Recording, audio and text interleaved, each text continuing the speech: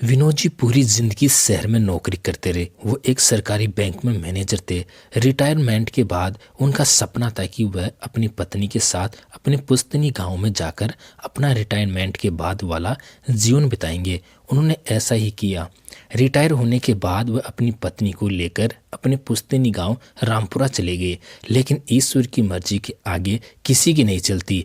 अभी विनोद जी को गांव गए 6 महीने ही बीते थे कि पत्नी को कैंसर हो गया और चंद दिनों में ही शिवरक सुधार गई। अब उनके लिए गांव में रहना मुश्किल सा हो गया, क्योंकि उन्होंने अपनी जिंदगी में एक कप चाय तो बनाया नहीं, फिर खाना कैसे बनाते। वे अपने बेटी बहू के पास वापस दिल्ली लौट गए। विनोद जी सुबह सुबह टहलने के लिए सोसाइटी के एक पार्क में चले जाते थे। वहाँ पर कई सारे बुजुर्ग बैठकर भजन कीर्तन किया करते थे। उन्हीं बुजुर्ग में से एक घनश्याम थे, जिनसे विनोद जी की गहरी दोस्ती हो गई। घर में बेटा बहू और पोते पोतियों के साथ उनका मन लगने लगा था। विनोद जी के पोते पोती भी विनोद जी से बहुत प्यार करते थे। विनोद जी को पार्क जाते हुए 3 से 4 दिन हो गए थे, लेकिन जब घनश्याम जी पार्क में दिखाई नहीं देते थे तो विनोद जी का मन परेशान हो गया कि आखिर घनश्याम जी आजकल पार्क क्यों नहीं आते। किसी तरह से विनोद जी ने घनश्याम जी के घर का पता पूछकर उनके फ्लैट पर पहुंचे और दरवाज़ा खटखटाया तो अंदर से आवाज़ आई, दरवाज़ा खुला हुआ है, अंदर आ जाओ। जब विनोद जी दरवाजे के अंदर पहुंचे तो देखते हैं कि घनश्याम जी बेड पर पड़े हुए हैं और काफ़ी कमज़ोर दिख रहे हैं। घर भी सूना सूना लग रहा है, जैसे घर में कोई इनके अलावा रहता ही ना हो। विनोद जी ने घनश्याम जी से पूछा कि घनश्याम जी भाई, माजरा क्या है? तुम कई दिनों से पार्क भी नहीं आ रहे थे और अपना हुलिया कैसे बना रखा है? बिल्कुल कमज़ोर और बीमार दिख रहे हो। घनश्याम जी बोले, हाँ सही कह रहे हो विनोद भाई, मैं 3-4 दिन से बीमार हूँ। घर में खाना बनाने वाला भी कोई नहीं है। 1-2 दिन तो बाहर से खरीद कर खा लिया था, लेकिन उसके बाद तबीयत खराब हो गई। आपका फ़ोन नंबर भी नहीं था, नहीं तो मैं आपको ज़रूर फ़ोन करता। विनोद जी ने घनश्याम जी से पूछा, आप तो कह रहे थे कि आपके बेटे और बहू भी आपके साथ रहते हैं, फिर वो लोग कहाँ गए? घनश्याम जी ने बताया कि उनके बेटे और बहू दोनों विदेश घूमने गए हैं। वह 15 दिन बाद ही आएंगे। पैसे तो देकर गए हैं, लेकिन खरीद कर लाने वाला कोई नहीं है। विनोद जी ने अपने दोस्त घनश्याम जी से कहा, आज तो मैं खाना और दवाई खरीद कर ला देता हूँ, लेकिन कल से मैं आपको खाना अपने घर से अपने बहू के हाथों से बनाकर लाया करूँगा। आप बिल्कुल भी टेंशन मत कीजिए, बहू जल्द ठीक हो जाएंगे। अगले दिन जब विनोद जी की बहू नाश्ता बना रही थी तो विनोद जी ने कहा कि बहू आज 4 रोटी ज़्यादा बना देना, क्योंकि मेरा दोस्त बीमार है और उनके बेटे और बहू भी बाहर गए हुए हैं। उसके घर में खाना बनाने वाला कोई नहीं है। जब तक उसके बेटे बहू नहीं आ जाएंगे, मैं चाहता हूँ कि उसको खाना मैं पहुँचा दूँ। इतना सुनते ही बहू अपने ससुर पर भड़क उठी। पापा जी, आप ये कैसी बात कर रहे हैं? एक दिन खाना पहुँचाना होता तो बात अलग थी, 15 दिन खाना बनाना ये मेरे बस की बात नहीं है। और आपको तो पता है कि आजकल महंगाई कितनी है, एक आदमी कमाने वाला और इतने लोग खाने वाले हैं।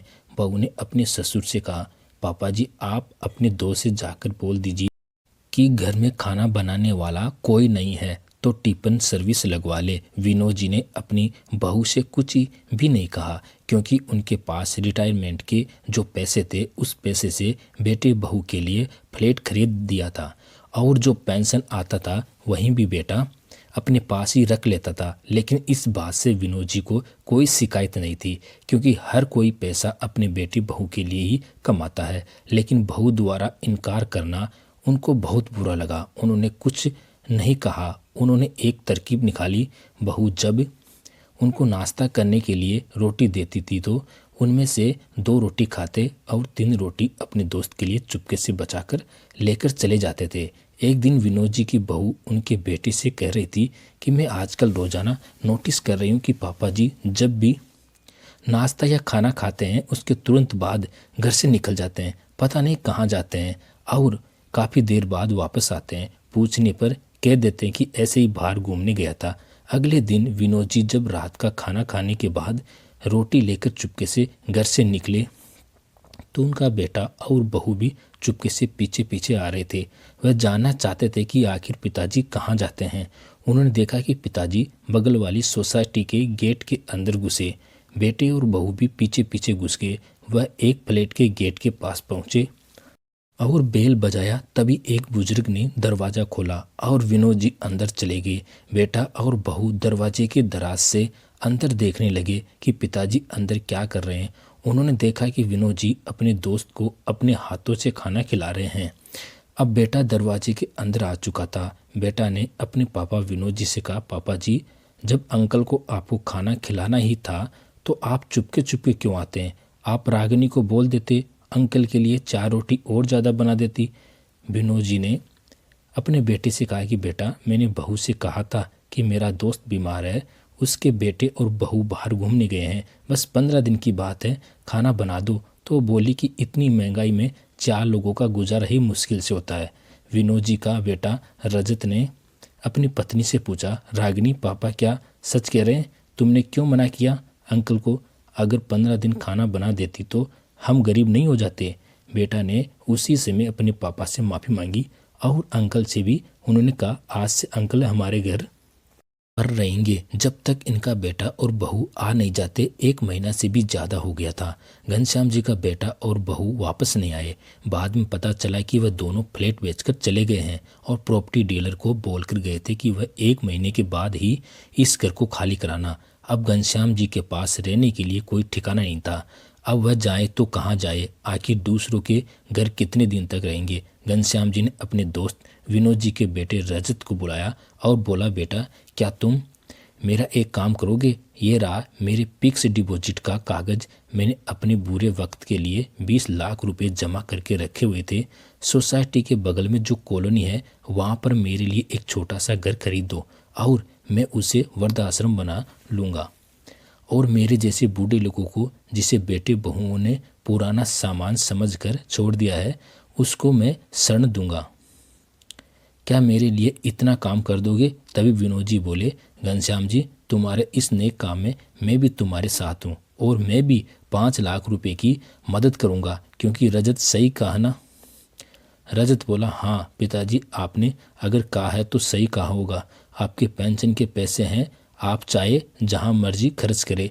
फिर क्या था, अगले दिन ही कॉलोनी में एक छोटा सा घर खरीद लिया गया। अब घनश्याम जी और विनोद जी वहीं शिफ्ट हो गए और अपने जैसे कुछ लोगों को वहाँ रहने के लिए बुला लिया। फिर क्या था, उन लोगों का जीवन मस्ती से कटने लगा। अब उन्हें अपने बेटे बहू की ज़रूरत नहीं थी। वह सारे बुजुर्ग एक दूसरे के सहारा बन गए थे। दोस्तों, कहानी कैसी लगी कमेंट करके ज़रूर बताना। आपका धन्यवाद।